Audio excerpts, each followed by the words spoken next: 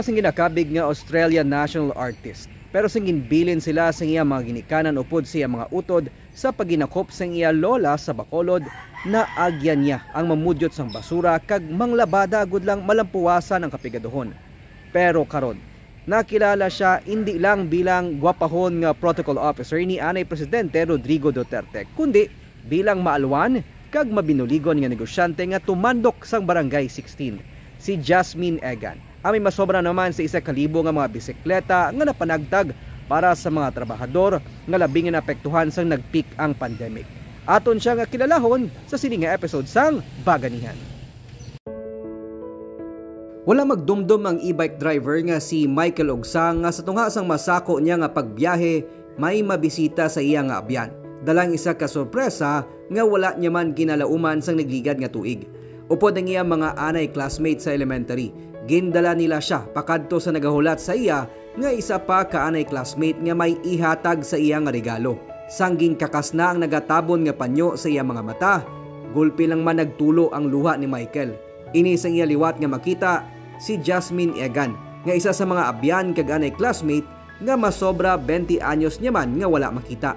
Dala ni Jasmine ang brand new tricycle nga iya gintugyan para mangin palanghabuyan ni Michael. Ara na imo na nang ginasandigan mo. Amo na.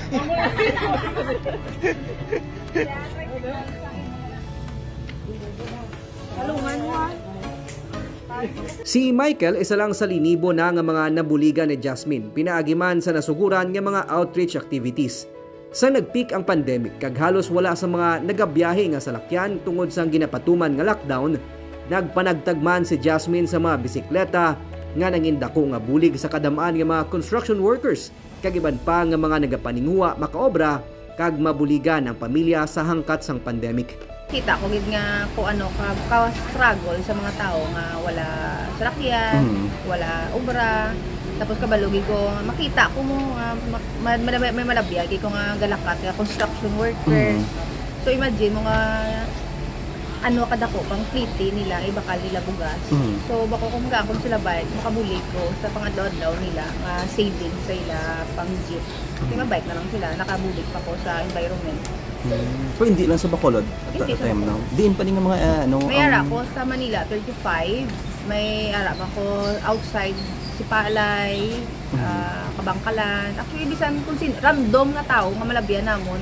Sang last nagulat kami dahil sa Guas ang provincial hospital nga ganilakat nga mga pamilya sa mga na-admit dira. Naga namon.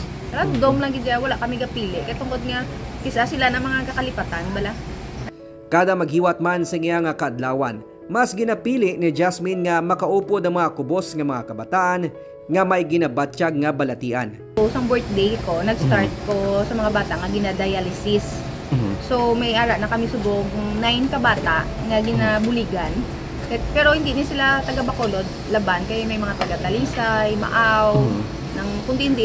Si Jasmine man upod siya mga abyan ang nagapamutos sa mga relief packs kag mga regalo nga ila ginapanghatag sa mga nahalitan sang kalamidad. Sang ginigo sang Bagyo Odette ang sur nga bahin sa probinsya sang Negros Occidental sa Disyembre 2021, nagtipon man sa masobra 4,000 nga relief packs ang grupo ng Day Jasmine agod nga mabuligan ang mga pamilya nga nahalitan sa Sipalay City. Pati ang mga naigo sang baha tugas ang bagyo nga Egay nakabaton man sang ayuda halin sa iya. Kundi Disyembre, nagabisita man sa mga persons deprived of liberty si Jasmine para magpalabot sa mga gift packs.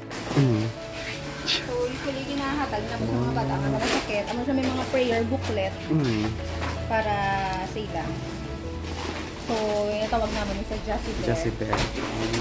So, Gansilio? So, mga nag-obra ni mga taga BGMP from Davao City. So, para nakabuli ka na sila, nakabuli ka pa sa mga bata. So, may mga pranic healing sila, ginaprayan sila isa. Tapos ang mga Duterte, Rudy Bear, amor sa mga sobra. So, istorya sang ginapabugal nga Presidential Protocol Director ni anay Presidente Rodrigo Duterte, hindi man nangin mahapos ang iyang mga naagyan, antes nalabot ang iyang mga kadalagan sa kabuhi. Anak si Jasmine sang Australian national artist kag Pinay nga taga Bacolod. Sa lamharon niya nga edad, ginbilin siya upod sang iya 3 ka mga utod sang iya mga ginikanan sa paghinakop sang iya lola nga si Adela Oquindo sa Barangay 16 sa Bacolod. Sa magamay nga payak sa Purok Punay sa Barangay 16 sila nagapuyo. Tungod man sang kapiot, naagya ni Jasmine nga manglabada kag bisan mamudyot sang basura agud lang malampuwasan ang kapigaduhon. Ang ginagyan ko sang gamay ko, gusto ko gid i-share, kag gusto ko gid mga hindi ba tungod nga ginagyan mo to dapat maglain ang inuwi. Wala man ginalipod ni Jasmine nga iya lola Adela, isa man sadto sa mga nagapangalimos sa San Sebastian Cathedral. Kay lula ko pigado lang gid siya pero hindi siya talo. So kisa ikaon niya na lang gid hatag niya pa. Kisa kun di mo pagbatunon hiaboy niya simo. So mo na siya kapilito niya gid ka bala nga batunon. Kay pinangabudlayan niya. Pero ang lula ko kapangalimos sa katedral. So kabalo gid ko kung ano gid ang struggle kag kapigadohon. Pero nakita ko bisan pigado siya, hindi siya dalo. Wala iya balaging sulo kati amo na lang gid na di ba? Taguon niya hindi. Gina-share niya yung kadabot niya. Pero sa piyak sa mga kabudlayan, nagpanikasog si Jasmine nga makaeskwela kag makaobra. Nangin isa siya sa mga model sa kilala nga magazine. Tub-tub nga nadayonan niya ang negosyante nga si Mark Yanson, isa sa mga kilala nga katapo sang pamilya sa mga negosyante sa Negros nga nagapanag-iya sang pinakadako nga bus company sa pungsod. Matapos man nga makagraduate sa kurso nga BA Psychology, nagpatukod sa mga negosyo sa Jasmine kag sa bulig ni Mark, amat-amat ini nga naglambo. Kung sa tuanay nagapanag-ob siya sang tubig para sa iya kaingod balay, karon may kaugalingon na siya nga water station kag laundry shop. Ang fulfillment nga makita mo sa mga tsura sa mga mabuligan nga bisan feeling mo gamay lang ang abutang pero wala kabalo sila nga nadumduman mo sila. Tapos ang feeling na may nagaulikid sila. So mo na nga gambal dito nga kung may mga sunog, prepare ni kami permi bugas or may mga bagyo bugas tubig kay tungod nga gabligya ko tubig. So permi dito nga gambal basta may bagyo, may mga nasunugan, ang tubig delivery.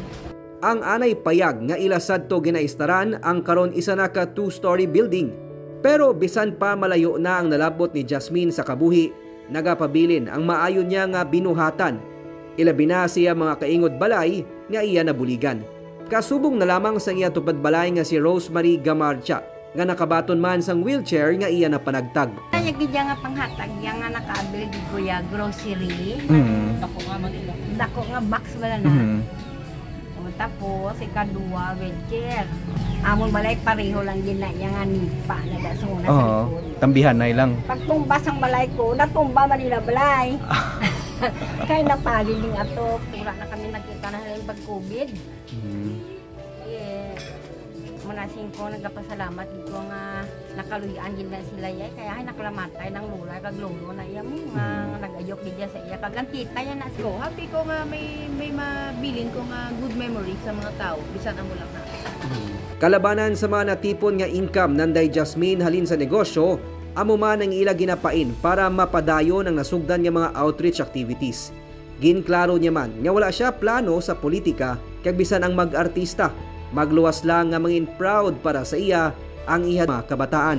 Because of my children, siguro isa sa mga inspiration ko sila. Katungod nga gusto ko to build a better place or country for them. So kung magbuli ko sa tao, ang kindness na naka-share ko, mabalik para sa ila, hindi para sa ako. Director Jasmine Egan. Sinilang nga Hunyo, gin-confer ni Anay Presidente Duterte ang Order of Lapu-Lapu, Rank of Kamagi kay Jasmine bilang pagkilala sa iya pagserbisyo sa gobyerno kag sa iya komunidad.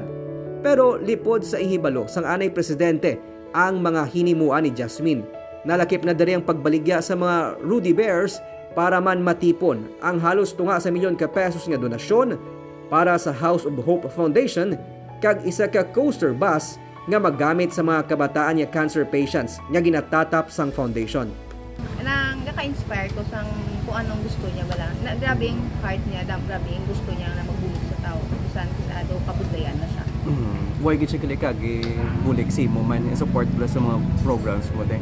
Wala kay wala sa kabalo. Nahiya ako. Abot ko kabalo sa pero ano. Pero kabalo siya, bisan ako ginasuya kay kabalo siya nga kita magbi siya nga just gawin mo to.